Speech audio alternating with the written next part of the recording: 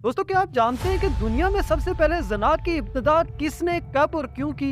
दोस्तों कुरान मजीद फुरकान हमीद में अल्लाह रब्बुल इज़्ज़त ने इरशाद फरमाया है, जिसका तर्जमा ये है कि और ज़ना के करीब भी मत फटको, बेशक वो बड़ी बेहयाई और बुराई का रास्ता है। दोस्तों क्या आप जानते हैं कि दुनिया में ज़ना की इब्तिदा कब और कैसे हुई? दुनिया में सबसे पहले किस बदबख्त इंसान ने इस गुनाह की इब्तिदा की? दोस्तों ये सब कुछ आज की इस वीडियो में हम आपको बताएंगे, तो वीडियो को आखिर तक जरूर देखिएगा। चलिए शुरू करते हैं आज की हमारी ये इंफॉर्मेटिव वीडियो। दोस्तों जब हजरत आदम अलैहिस्सलाम और हजरत अम्मा हवा ने अल्लाह रब्बुल इज़्ज़त की नाफरमानी करते हुए इब्लीस के बहकावे में आकर शजरे ममनुआ का फल खाया, तो अल्लाह रब्बुल इज़्ज़त ने हजरत आदम अलैहिस्सलाम और हजरत हवा को जन्नत से निकालकर जमीन पर भेज दिया। और फिर अल्लाह रब्बुल इज़्ज़त के हुक्म से हजरत आदम अलैहिस्सलाम और हजरत हवा के यहाँ औलाद पैदा हुई।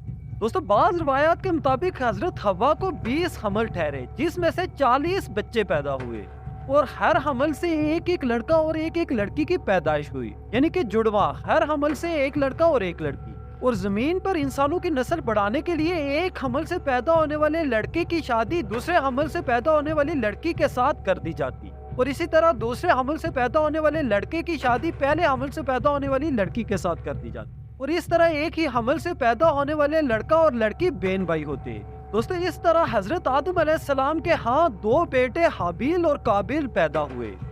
हाबील एक हमल से था और काबिल दूसरे हमल से। दोस्तों काबिल की बहन अकलीमा बहुत ज्यादा खूबसूरत थी और इसके बरअक्स हाबील की बहन इतनी ज्यादा खूबसूरत नहीं थी।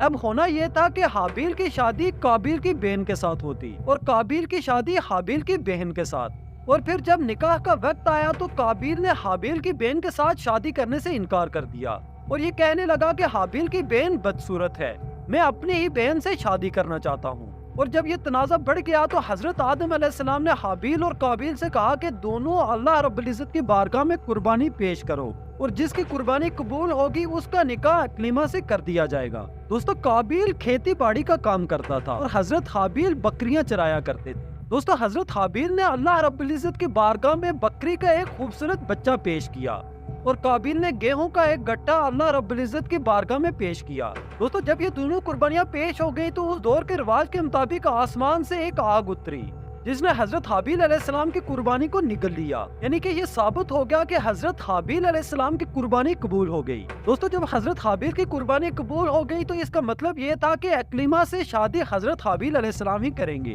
मगर काबिल इस बात पर बज़िद था कि वो अपनी बहन अकलीमा से शादी करेगा। इस तरह काबिल ने हजरत हाबील को मारने की धमकी दी। दोस्तों कहा जाता है कि हजरत हाबील काबिल से ज्यादा ताकतवर थे, मगर उन्होंने काबिल से कहा कि अगर तुम मुझे मारने की कोशिश करोगे तो मैं तुम पर हाथ नहीं उठाऊंगा, क्योंकि हजरत हाबील के दिल में अल्लाह रब्बुल इज़्ज़त का डर था।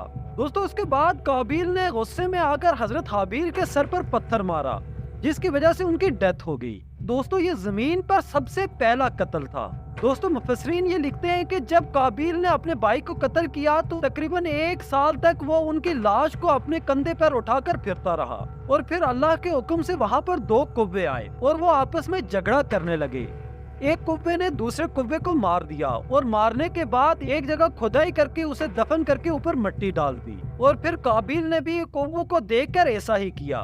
दोस्तों हजरत हाबील को दफनाने के बाद काबिल शैतान के मशवरे पर अपनी बहन को लेकर यमन की तरफ फरार हो गया और वहां पर उसने दीन हक छोड़कर बुत परस्ती शुरू कर दी और दुनिया में आतिश परस्ती और बुत परस्ती का आगाज काबिल ने किया था और तारीख में सबसे पहले ज़ना का इर्तिकाब भी काबिल ने किया था। और दोस्तों इस तरह से वो अकलीमा के साथ रहने लगा और उसके बाद ही ज़ना की इब्तिदा हुई।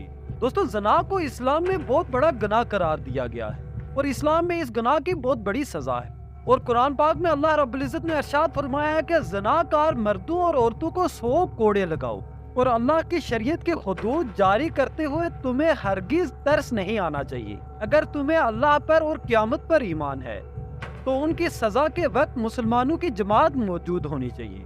दोस्तों इस तरह से काबिल ने ज़ना की इब्तिदा की थी। दोस्तों अल्लाह रब्बुल इज़्ज़त से दुआ है कि अल्लाह रब्बुल इज़्ज़त हमें इस तरह के कबीरा गुनाहों से महफूज फरमाए। उम्मीद है कि आज की इन्फॉर्मेटिव वीडियो आपको पसंद आई होगी। मज़ीद ऐसी इन्फॉर्मेटिव वीडियोस के लिए डिजिटल पठान यूट्यूब चैनल को सब्सक्राइब